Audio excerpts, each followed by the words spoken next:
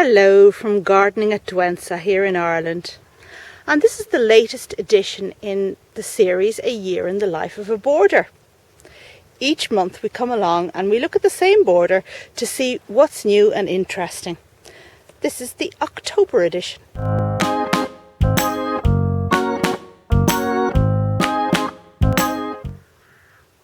Well, leaves are falling fast and furious at the moment, and if you just turn your back for a minute, they're all down again in the border. And there are two schools of thought on whether or not leaves should be removed from a border. Some people say they should be left to kind of give a bit of protection to animals, to small animals and insects, and a little habitat over winter. However, leaves on the ground also provide shelter for slugs that then emerge and gobble up your new shoots. So that's why I tend to lift them. Also, I find that you can't know what weeds there are in a border until you take the leaves off and see what's under there. This paniculata hydrangea is looking just amazing at the moment. This is white, but over here we have touches of pink coming in. I just love it. It's really looking nicer than the other two. To the right we have a non-paniculata. This is Madame Emile Moulliere, which is a macrophylla. It's looking quite good. And to its left we have another paniculata called Kyushu, which is kind of gone over at this stage.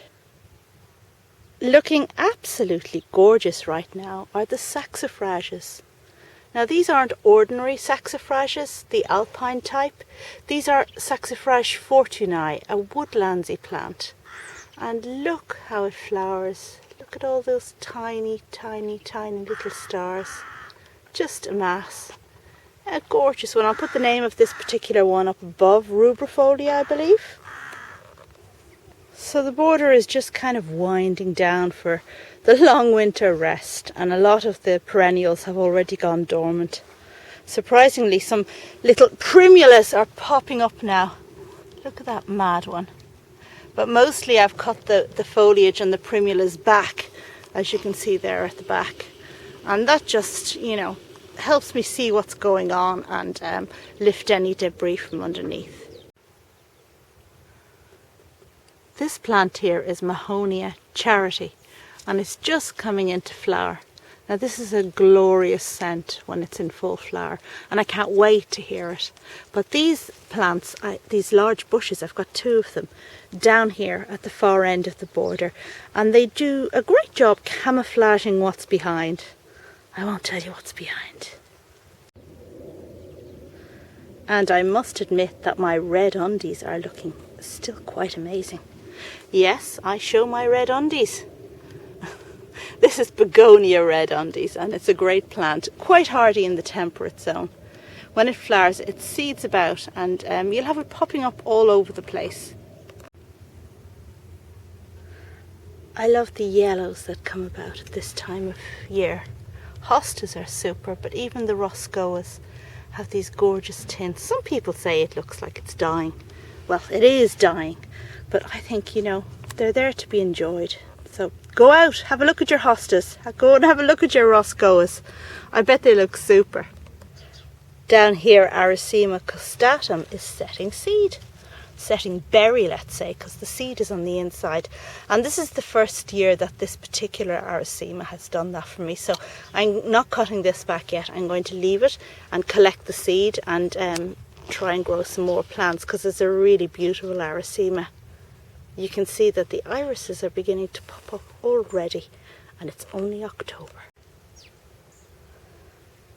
And Aricema consanguineum has set seed yet again. It's really quite reliable at that. Look at these lovely berries. Now these have to be cleaned and the seed removed if you want to grow Aricema. I have a video somewhere about doing this, so if you're interested, I'll point it out to you in the cards, in the annotations above the screen. The gingers have gone over. This is Hedychium Stephen, and it's past its best by date. So looking down the border, it's really just the hydrangeas and the little Saxifraga fortunei that are holding the show and holding the interest. We're not yet in full-blown winter, but you can tell that's the way things are going. So that was my video on the cherry border in October, part of the series A Year in the Life of a Border. Please do go back and have a look at the other ones. You know, this started in March and we'll keep going until February so that I have a complete year in the life of at the end of all of this. Anyway, that's all for now. Thanks very much for watching. Bye now.